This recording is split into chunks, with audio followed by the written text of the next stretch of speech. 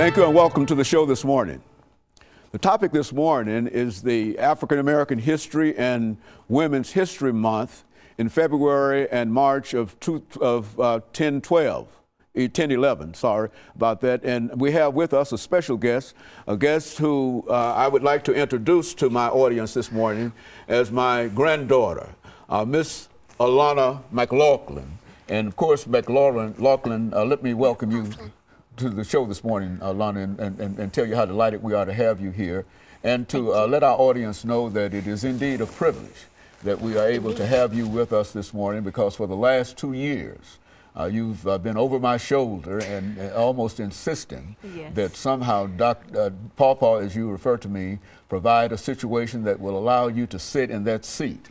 And I think over the last couple of years that I've seen you develop to such an extent that I've felt comfortable in a real sense in introducing you to my audience, which I've had for the last 28 or 29 years. And they are familiar with what we do here, but I can assure you that they've never seen a young person as young as you on Comments with Dr. James Haney this morning. So let's, this morning, Alana, open up our show by having you to give us some information about your family life, some information about your school, information about your church, and perhaps then talk about African American women in history as well as others. Now, let's talk, Alana.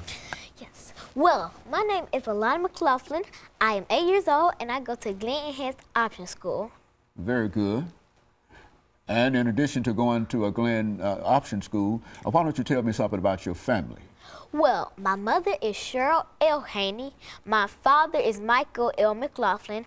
My grandmother is Mildred J. Haney. And my grandfather is Dr. James E. Haney. Very good. And of course, you also quite recently had a tragic situation in your family in reference to your grandmother. Why don't you say something about your departed grandmother for us? Well, my grandmother was named Louise McLaughlin. She recently passed, and she will always be loved and missed. Very good. And of course, we're glad to have you to sort of represent her, because I think what you're talking about what you'd like to talk about this morning also includes your school.